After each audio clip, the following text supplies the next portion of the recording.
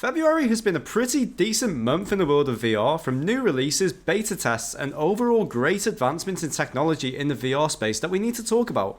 So here are the most notable events that have happened this past month in the world of VR.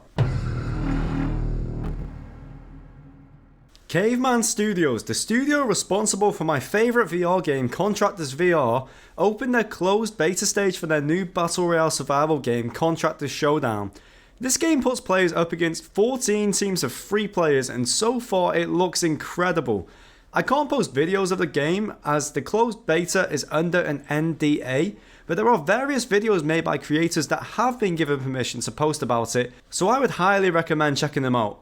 The even better news is that the open beta is releasing sometime in March, where everybody will be able to try out this game for themselves, and I am all here for it.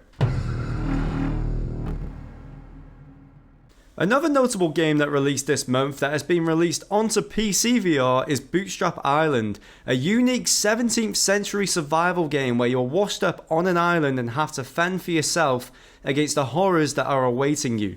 Now this game is PC VR only because the developers wanted to make it as graphically impressive as they possibly can, so much so that my graphics card, the RTX 3060, struggles to keep up.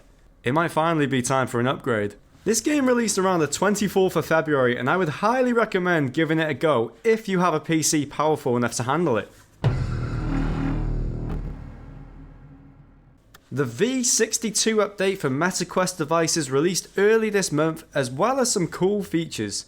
First of all, Meta released spatial video compatibility, meaning that spatial videos recorded on the iPhone 15 Pro and 15 Pro Max can be watched, giving you a new way to watch your videos. Also, another feature released was the ability to play web games, if that's important to any of you out there.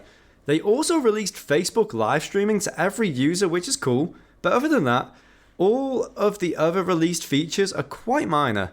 The full update page is linked down below for any of you that are interested, so be sure to check that out. Going back to gaming right now, another action-packed game that released this month was Vail VR, a shooter-type game that looks stunning. They released it on PC back in 2022, but it has finally made its way onto Quest standalone headsets. They didn't initially release it onto the headsets as they didn't want to cut back on graphics and performance, which, as somebody who has played games like Blade and Sorcery and Population 1 on standalone VR, I have a lot of respect for this decision, because nobody wants to play a game with graphics that look like a 2015 Play Store game. Vail VR is available on the Quest Store now, and I'd recommend checking it out if VR shooters are your thing. So those were just a few notable events in the VR industry in February. If you have any others that you want me to cover, leave them in the comments down below.